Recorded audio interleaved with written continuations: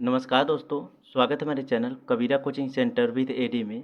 दोस्तों हम लोग पढ़ रहे हैं क्लास 10th में, तैयारी कर रहे हैं यूपी बोर्ड परीक्षा 2026 की। पिछले वीडियो में हम लोगों ने प्रश्नावली 3E को कंप्लीट कर लिया था। प्रश्नावली 3E में कुल मिलाकर 23 क्वेश्चंस थे, तो सारे क्वेश्चंस को हम लोगों ने पिछले वीडियो के माध्यम से कंप्लीट कर लिया था। आज हम लोग प्रश्नावली 3F को स्टार्ट कर रहे हैं। और दोस्तों प्रश्नावली 3E में जितने भी क्वेश्चंस हम लोगों ने सॉल्व किए हैं, मैं आशा करता हूँ सारे क्वेश्चंस एक एक क्वेश्चंस मैं सॉल्व कराया हूँ और सारे क्वेश्चंस आप लोग को अच्छी तरीके से समझ में आए होंगे। तो मैं आप लोग से बोला था प्रश्नावली 3F को स्टार्ट करने से पहले आप लोग थोड़ा इसके एग्जाम्पल को ज़रूर लगा लीजिएगा। तो आप लोगों ने ज़रूर एग्जाम्पल को लगाया होगा, तो और अच्छी तरीके से क्वेश्चन मैं सॉल्व कराऊँगा तो समझ में आएंगे आप लोग को। ठीक है मेरे भाई। तो प्रश्नावली 3E को हम लोगों ने पिछले वीडियो में कंप्लीट कर लिया था। आज हम लोग प्रश्नावली 3F को स्टार्ट कर रहे हैं। तो प्रश्नावली 3F में दोस्तों अभी हम लोग लघु उत्तरीय प्रश्न को सॉल्व करेंगे। प्रश्नावली 3F में अभी हम लोग लघु उत्तरीय प्रश्न को सॉल्व करेंगे। उसके बाद आगे देखा जाएगा विस्तृत उत्तरीय प्रश्न को। तो चलिए हम लोग प्रश्नावली 3F के क्वेश्चन नंबर पहले को स्टार्ट करते हैं। और सारे क्वेश्चंस मेरे भाई प्रश्नावली 3F का भी कथन के रूप में दिया हुआ है। तो कथन के रूप में दिया हुआ है, तो पहले हम लोग कथन को अच्छी तरीके से समझेंगे, उसके बाद क्वेश्चन को सॉल्व करेंगे। ठीक है मेरे भाई। तो चलिए क्वेश्चन नंबर पहला क्या दिया हुआ है। और दोस्तों एक चीज़ और बताना चाहता हूँ आप लोग को कि हम लोग डॉक्टर मनोहरी की बुक से सारे क्वेश्चन को सॉल्व कर रहे हैं। तो डॉक्टर मनोहरी की बुक को हम लोग सॉल्व कर लेंगे तो आपका NCERT कंप्लीट कवर हो जाएगा। NCERT का एक भी क्वेश्चन नहीं छूटेगा अगर डॉक्टर मनोहरी की बुक को हम लोग कंप्लीट सॉल्व कर लेते हैं। ठीक है मेरे भाई। तो जो नए स्टूडेंट है तो वो ये ना सोचे कि हम लोग जो भी क्वेश्चन सॉल्व कर रहे हैं डॉक्टर मनोहरी की बुक से सॉल्व कर रहे हैं तो NCERT कवर नहीं होगा। ऐसी कोई बात नहीं है। NCERT कंप्लीट कवर हो जाएगा जब हम लोग डॉक्टर मनोहरी की बुक को सॉल्व कर लेंगे कंप्लीट तरीके से। ठीक है मेरे भाई। तो ये भ्रम मत पालिएगा कि NCERT छूट जाएगा। NCERT क्वेश्चन एक भी क्वेश्चन नहीं छूटेगा। अगर आप लोग को यकीन नहीं होगा तो कई वीडियो पड़े हुए हैं क्लास 10th के। लगभग आपका अध्याय तीसरा कंप्लीट होने वाला है, समाप्त होने वाला है। एक प्रश्नावली और बचा हुआ है तो आपका अध्याय तीसरा कंप्लीट हो जाएगा। तो अध्याय चौथा हम लोग स्टार्ट करेंगे। तो मैं ये बताना चाहता हूँ कि लगभग अध्याय 3 हम लोग पढ़ चुके हैं। तो अगर आप लोग को यकीन नहीं होगा तो पीछे कई वीडियो पड़े हुए हैं, सारे वीडियो को आप लोग अगर देख लेंगे तो वहाँ पर मालूम चल जाएगा NCERT का एक भी क्वेश्चन नहीं छूटेगा। ठीक है मेरे भाई। तो चलिए हम लोग स्टार्ट करते हैं। प्रश्नावली 3F का क्वेश्चन नंबर पहले को सॉल्व करते हैं। तो क्वेश्चन नंबर पहला क्या दिया हुआ है मेरे भाई। ए और बी की मासिक आय का अनुपात 9:7 है। ए और बी की मासिक आय का अनुपात 9:7 है और उनके मासिक व्यय का अनुपात 4:3 है। मान लीजिए ए और बी दो लोग हैं, उनकी मासिक आय का अनुपात 9:7 है। ए का जो अनुपात है वो 9 है और बी का जो अनुपात है वो 7 है। और उनके मासिक व्यय का अनुपात 4:3 है। यदि उनमें से प्रत्येक 200 रुपये मतलब प्रत्येक 200 रुपये मासिक बचाता हो तो प्रत्येक की मासिक आय ज्ञात कीजिए। ठीक है मेरे भाई। यदि उनमें से मतलब जो भी है ए और बी की मासिक आय का अनुपात 9 और 7 है और उनके मासिक व्यय का अनुपात 4:3 है। ठीक है मेरे भाई। यदि उनमें से प्रत्येक 200 रुपये मासिक बचाता हो, 200 रुपये वो मासिक में बचाता हो तो प्रत्येक की मासिक आय ज्ञात कीजिए। ठीक है मेरे भाई। तो चलिए हम लोग क्वेश्चन को हल करते हैं। तो हम लोग क्या करेंगे मेरे भाई, यहाँ पर हम लोग को मानना होगा, माना ए और बी की मासिक आय, ए और बी की मासिक आय 9x तथा क्या दिया हुआ है 7x दिया हुआ है। हम लोग मानेंगे मेरे भाई, क्योंकि ए और जो बी दिया हुआ है इसकी मासिक आय 9 और 7 दिया हुआ है, तो हम लोग मानेंगे ए और बी की मासिक आय 9x तथा 7x हो जाएगा, तथा उनका जो व्यय है, व्यय तथा उनका व्यय क्रमशः कितना है मेरे भाई, व्यय क्रमशः क्या दिया हुआ है 4y तथा 3y हो जाएगा। जो मासिक आय है मेरे भाई 9x, हम लोग पहले को x मान लेंगे, तो 9x तथा जो पहला अनुपात है यानी 9:7 दिया हुआ है, तो 9:7 को हम लोग x मान लेंगे, और जो व्यय दिया हुआ है, मासिक व्यय जो दिया हुआ है उसके अनुपात को 4y और 3y मान लेंगे। ठीक है मेरे भाई, तो इतना है। उसके बाद आगे हम लोग क्या करेंगे, प्रश्नानुसार यहाँ पर हम लोग इसको सॉल्व करेंगे, तो पहला क्या दिया हुआ है 9x माइनस 4y हो जाएगा बराबर 200 की बात किया हुआ है। उसके बाद 7x माइनस 3y बराबर 200 हो जाएगा। यहाँ पर इसको समीकरण नंबर पहला मान लेंगे, इसको समीकरण नंबर दूसरा मान लेंगे। अब ऐसा क्यों मानेंगे मेरे भाई, क्योंकि जो 9x है यानी ए का जो मासिक अनुपात है वो 9 है, और उसके बाद और क्या दिया हुआ है, मासिक व्यय का अनुपात, व्यय यानी खर्च करना, कम करना, जितनी भी मासिक आय उसमें से व्यय यानी खर्च करना, तो माइनस हो जाएगा, -4y हो जाएगा। ठीक इसी प्रकार से जो 7x है -3y हो जाएगा, क्योंकि यहाँ पर भी व्यय की बात किया हुआ है, 4 संबंधित 3 मतलब व्यय की बात किया हुआ है, तो यहाँ पर -3y हो जाएगा बराबर 200 रुपये है। उसके बाद आगे हम लोग क्या करेंगे, समीकरण 1 में 3 से गुणा करेंगे, और समीकरण 2 में कितने से गुणा करेंगे मेरे भाई, 4 से गुणा करेंगे। तो यहाँ पर लिखेंगे समीकरण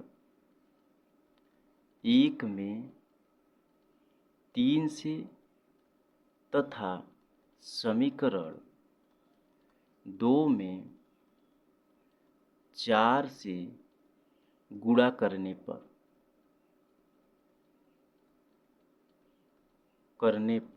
तो यहाँ पर समीकरण नंबर पहला क्या दिया हुआ है 9x माइनस 4y बराबर 200 दिया हुआ है।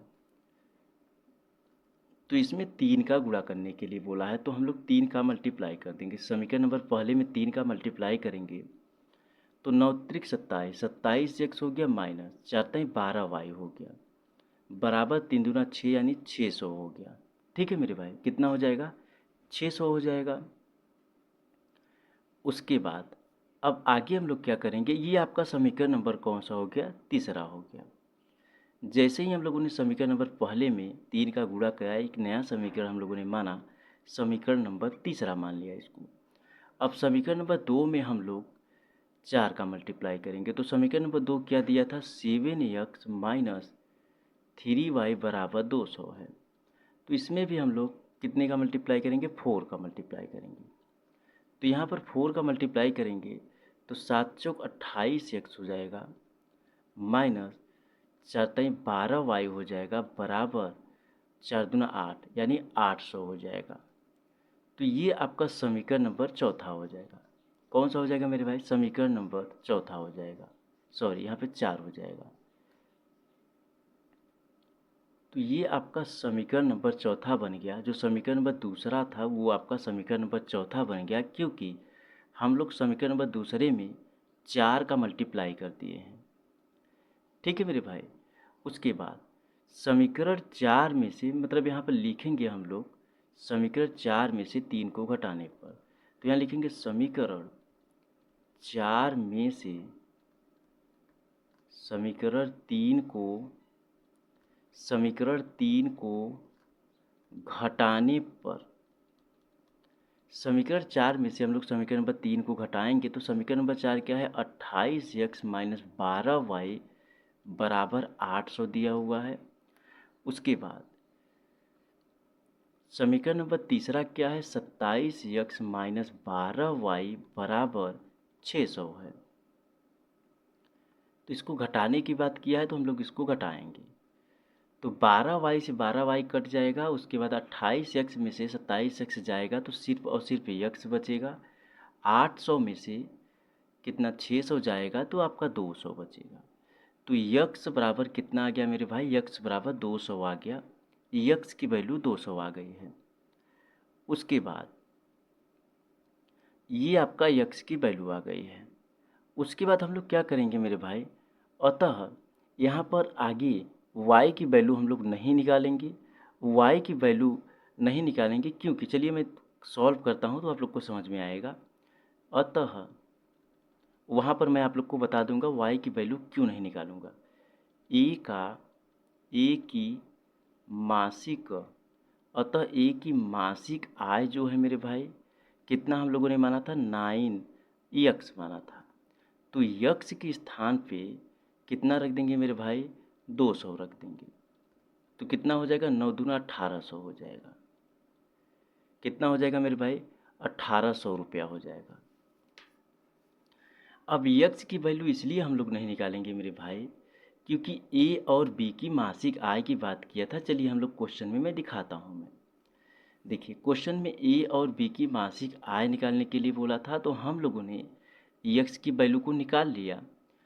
तो x की वैल्यू को हम लोगों ने निकाल लिया। तो यहाँ पर जो 9x दिया हुआ है, 9x यहाँ पर, चलिए आगे मैं दिखाता हूँ, आप लोग को बताता हूँ। कहने का मतलब ये है, ए को हम लोग क्या माने थे, 9x माने थे, और बी जो दिया था उसको 7x माने थे। स्टार्टिंग में हम लोगों ने माना था। ऐसा क्यों माना था, ए और बी की मासिक आय का अनुपात ही दिया हुआ है।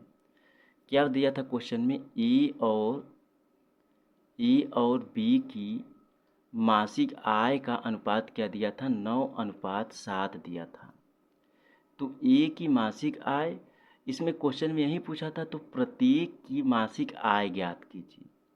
प्रत्येक की मासिक आय का मतलब ए और बी की मासिक आय ज्ञात करने के लिए बोला है।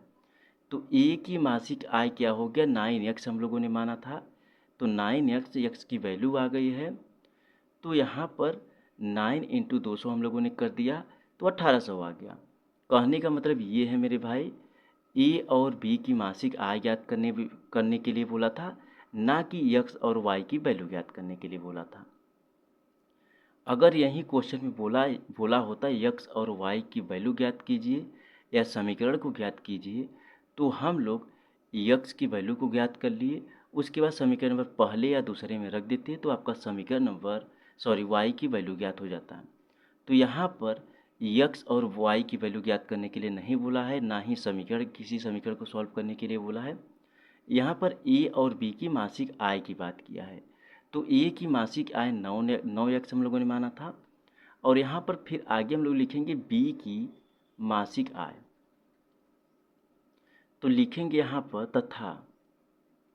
तथा बी की मासिक आय, तथा बी की मासिक आय हम लोग लिखेंगे। तो बी की मासिक आय हम लोगों ने क्या माना था, 7x माना था। तो 7 × 200 हो जाएगा, 7 दूना 14 यानी 1400 रुपया हो जाएगा।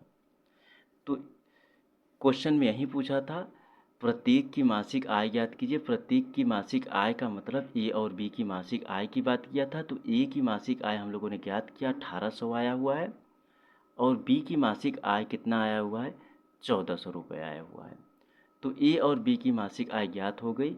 चलिए आगे अब हम लोग क्वेश्चन नंबर किसको सॉल्व करते हैं मेरे भाई, क्वेश्चन नंबर 2 को सॉल्व करते हैं। ठीक है मेरे भाई, तो क्वेश्चन नंबर 2 को हम लोग सॉल्व करते हैं। तो चलिए मेरे भाई, पहले हम लोग क्वेश्चन को अच्छी तरीके से समझते हैं, यानी जो कथन दिया हुआ है पहले उसको अच्छी तरीके से एकदम समझते हैं, उसके बाद सॉल्व करेंगे हम लोग। तो क्वेश्चन नंबर दूसरा क्या दिया हुआ है मेरे भाई, 2 अंकों की संख्या के अंकों का योग 9 है। 2 अंकों की संख्या के अंकों का योग 9 है। इस संख्या का 9 गुना, यानी जो 2 अंकों की संख्या है उस संख्या का 9 गुना संख्यों के अंकों को मतलब जो संख्या है उसके अंकों को पलटने से बनी संख्या का 2 गुना है, वह संख्या ज्ञात कीजिए। चलिए दोस्तों, इसको पहले और अच्छी तरीके से मैं समझाने की पूरी कोशिश करता हूँ, उसके बाद हम लोग सॉल्व करेंगे।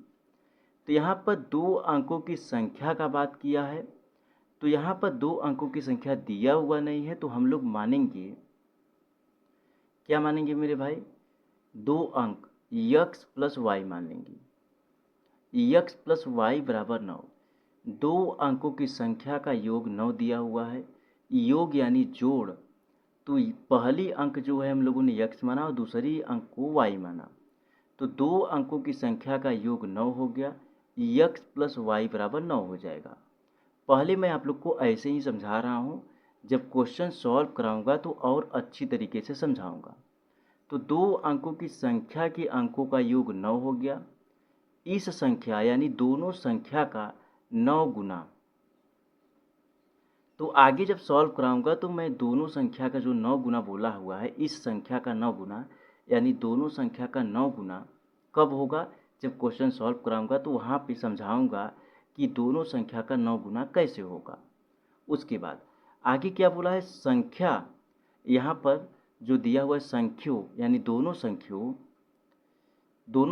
नहीं होगा, यहाँ पर संख्या होगा मेरे भाई, टाइपिंग एरर है, संख्यों नहीं होगा, संख्या होगा। संख्या के अंकों को पलटने से बनी संख्या का 2 गुना है। क्या बोल रहा है, संख्या के अंकों को पलटने की बात किया है मेरे भाई, तो y और x हो जाएगा। ठीक है मेरे भाई, y प्लस एक्स कर लीजिए। यहाँ पर मैं सिर्फ बता रहा हूँ, समझा रहा हूँ, y प्लस एक्स होगा कि वाई एक्स होगा, ये आगे सॉल्व कराऊंगा तो समझ में आएगा। ठीक है मेरे भाई, तो यहाँ पर वाई एक्स हो जाएगा। क्या बोला है, संख्या के अंकों को पलटने से बनी संख्या 2 गुना है। कितना है मेरे भाई, 2 गुना हो जाएगा, वह संख्या ज्ञात कीजिए। तो चलिए, यहाँ पर मैं सिर्फ ऐसे ही आप लोग को समझा दिया हूँ। चलिए सॉल्व करता हूँ तो और अच्छी तरीके से आप लोग को समझ में आएगा। तो चलिए क्वेश्चन नंबर दूसरे को हम लोग हल करते हैं। यहाँ पर हल करने के लिए हम लोग मानेंगे, माना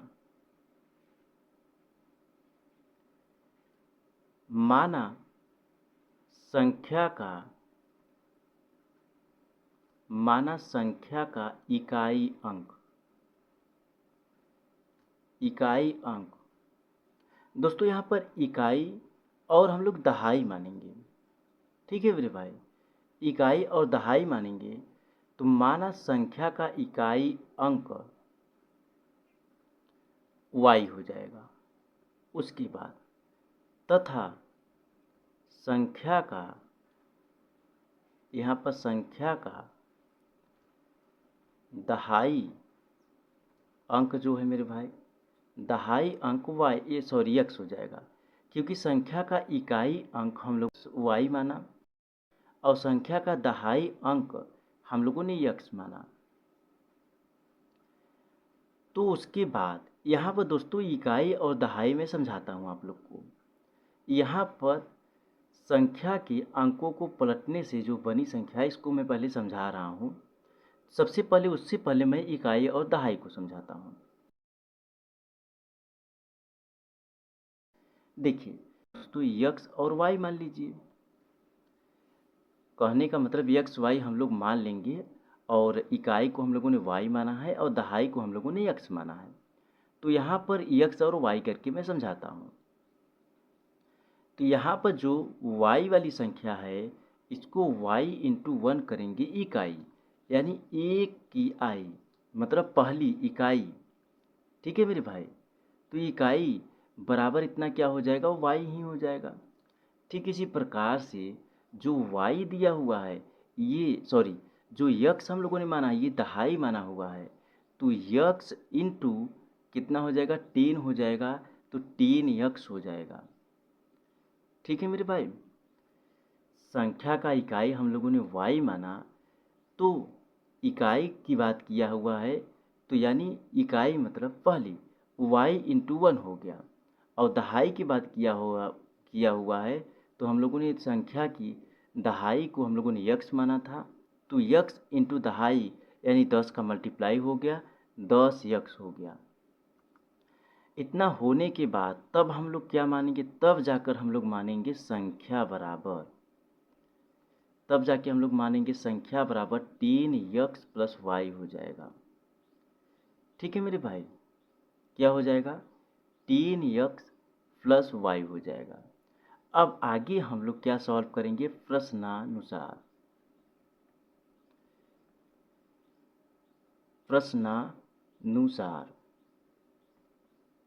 तो प्रश्नानुसार क्या दिया हुआ है, दो संख्याओं का योग कितना दिया हुआ है, x प्लस वाई का योग 9 दिया हुआ है। कितना दिया हुआ है मेरे भाई, x प्लस वाई का योग 9 दिया हुआ है। क्योंकि दो संख्याओं की योग की बात किया था तो दो संख्याएं दिया हुआ नहीं था, तो हम लोगों ने x और y मान लिया। ठीक है मेरे भाई, तो पहली संख्या x और दूसरी संख्या हम लोगों ने y माना, दो संख्याओं का योग x प्लस वाई बराबर 9 हो गया। इसको मेरे भाई यहीं पर समीकरण नंबर पहला मान लेंगे। उसके बाद अब देखिए आगे हम लोग क्या करेंगे मेरे भाई, आगे हम लोग क्या माना था, संख्या बराबर हम लोगों ने क्या माना था। अब आगे चलिए देखिए, इस संख्या का 9 गुना, यानी कौन सी संख्या, संख्या बराबर हम लोगों ने क्या माना, संख्या बराबर इस संख्या का मतलब संख्या बराबर हम लोगों ने 3x प्लस वाई माना। ठीक है मेरे भाई, इस संख्या का 3x प्लस वाई का 9 गुना बराबर, उसके बाद आगे देखिए आगे क्या बोला है, संख्या के अंकों को पलटने से बनी संख्या का 2 गुना है। संख्या के अंकों को पलटने की बात कर रहा है, क्या करने की बात कर रहा है, पलटने की बात कर रहा है। तो हम लोगों ने पीछे पलटा, तो पलटने की बात किया है, इसका 2 गुना बात किया हुआ है, तो 3y और प्लस यक्स हो जाएगा। ठीक है, तो यहाँ पर पलटने की बात किया था, क्वेश्चन में यही बोला है संख्या के अंकों को पलटने से बनी संख्या का 2 गुना। तो यहाँ पर हम लोगों ने संख्या के अंकों को पलट दिया, यहाँ पर जो दिया था 3x प्लस वाई दिया था, तो हम लोगों ने 3y प्लस एक्स कर दिया, संख्या को पलट दिया। पलटने के बाद 2 गुना की बात किया था, तो 2 से हम लोगों ने मल्टीप्लाई कर दिया। ठीक है मेरे भाई, चलिए अब आगे हम लोग क्या करेंगे मेरे भाई, 9 का मल्टीप्लाई 10x में करेंगे, फिर से दोबारा 9 का मल्टीप्लाई हम लोग y में करेंगे, तो यहाँ पर 90x प्लस 9y हो जाएगा। ठीक इसी प्रकार से 2 का मल्टीप्लाई 3y में करेंगे प्लस x में करेंगे, तो कितना हो जाएगा, 20y हो जाएगा प्लस 2x हो जाएगा। ठीक है मेरे भाई, उसके बाद आगे हम लोग क्या करेंगे, 90x जो 2x दिया हुआ है इसको हम लोग लेफ्ट साइड लेकर आएंगे, तो कितना हो जाएगा 2x बराबर जो 9y दिया हुआ है इसको हम लोग राइट साइड लेकर जाएंगे, तो कितना हो जाएगा -9y हो जाएगा। उसके बाद यहाँ पर इसको 90x में से 2x को माइनस कर देंगे, तो कितना आ जाएगा 88x आ जाएगा, बराबर 20y में से 9y को माइनस कर देंगे तो 11y आ जाएगा। कितना हो जाएगा मेरे भाई, 11y हो जाएगा। उसके बाद आगे हम लोग क्या करेंगे, 88x माइनस 11y हो जाएगा, जो 11y दिया हुआ है इसको हम लोग लेफ्ट साइड लेकर आएंगे, तो -11y हो जाएगा बराबर 0 हो जाएगा। कितना हो जाएगा मेरे भाई, बराबर 0 हो जाएगा। अब यहाँ पर एक चीज़ गौर कीजिए, अगर हम लोग 11 को कॉमन ले लेंगे, 88 दिया हुआ 88x माइनस 11y दिया हुआ है, तो अगर हम लोग 11 को कॉमन ले लेंगे तो यहाँ पर अगर 8 का मल्टीप्लाई हम लोग 11 में कर देंगे तो 88x हो जाएगा, तो यानी 8x हो जाएगा माइनस y हो जाएगा बराबर 0 हो जाएगा। ठीक है मेरे भाई, उसके बाद आगे हम लोग क्या करेंगे, यहाँ पर 11x को हम लोगों ने कॉमन ले लिया, सॉरी 11 को हम लोगों ने कॉमन ले लिया, तो यहाँ पर 8x ब्रैकेट में -y बचा हुआ है बराबर 0 हो गया। उसके बाद y बराबर क्या हो जाएगा, 8x हो जाएगा। कितना हो जाएगा मेरे भाई, y बराबर 8x हो जाएगा। ये आपका समीकरण नंबर दूसरा हो जाएगा। कौन सा हो जाएगा मेरे भाई, समीकरण नंबर दूसरा हो जाएगा। ठीक है दोस्तों, y बराबर क्या आ गया, y बराबर 8x आ गया। अब आप लोग ये सोच सकते हैं कि 11 कहाँ जाएगा। तो 11 दोस्तों यहाँ पर y बराबर 8x हो गया, लेकिन उससे पहले 11 कहाँ गया, उससे पहले मैं ये समझाना चाहता हूँ आप लोग को कि यहाँ पर आप लोग ये सोच सकते हैं कि जो चीज़, चलिए मैं इसको सॉल्व ही करा देता हूँ ताकि आप लोग का डाउट क्लियर रहे, तो बहुत अच्छा है। चलिए यहाँ पर मान लीजिए, इसको पहला मान लीजिए और ये जो दिया हुआ है इसको दूसरा मान लीजिए। मतलब जो 11 दिया हुआ है इसको पहला मानिए। जैसे मान लीजिए मैं सॉल्व जब कराता हूँ, कई क्वेश्चन सॉल्व कराया हूँ, तो वहाँ पर आता होगा, देखिए जैसे कि x माइनस 2 आ गया पहले ब्रैकेट में, दूसरे ब्रैकेट में y माइनस 5 आ गया। तो यहाँ पर x बराबर 2 हो जाता था, y बराबर 5 हो जाता था। अब यहाँ पर दोनों चीज़ को मैं क्लियर कर रहा हूँ कि y बराबर 8x कैसे आया और 11 कहाँ चला गया, ये दोनों चीज़ को मैं क्लियर कर रहा हूँ। तो जैसे हम लोग क्वेश्चन सॉल्व करते थे किसी समीकरण को, तो पहले ब्रैकेट में x माइनस 2 आता था मान लीजिए, और दूसरे ब्रैकेट में y माइनस 5 आता था। तो x बराबर 2 हो जाता था, y बराबर 5 हो जाता था। ये मैं सिर्फ समझाने के लिए लिखा हूँ, ना कि ये क्वेश्चन में दिया हुआ है। तो जो पहला दिया हुआ है मेरे भाई, सॉरी, जो 11 दिया हुआ है इसको हम लोगों ने सॉल्व किया।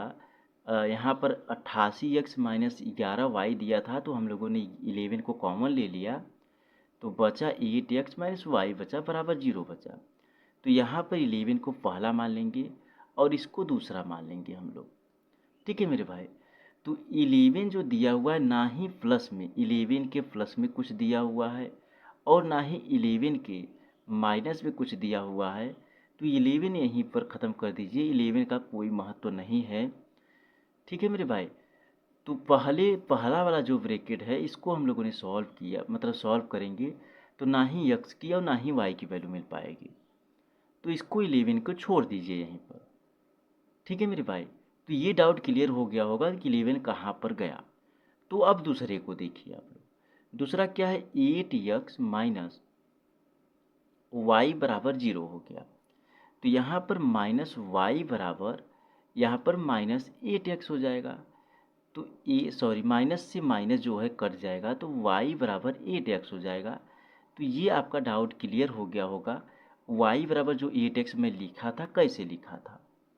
क्योंकि हो सकता है आप लोग के दिमाग में ये आ गया होगा कि माइनस वाई बराबर 8x जो है मैं डायरेक्ट कर दिया था, तो y बराबर 8x में डायरेक्ट लिख दिया था, ना ही माइनस वाई बराबर माइनस 8x लिखा था, मैं डायरेक्ट y बराबर 8x लिख दिया था। तो यहाँ पर मैं उस डाउट को क्लियर कर दिया, y बराबर 8x कैसे आया। तो यहाँ पर y की वैल्यू आ गई, y बराबर 8x मिल गया।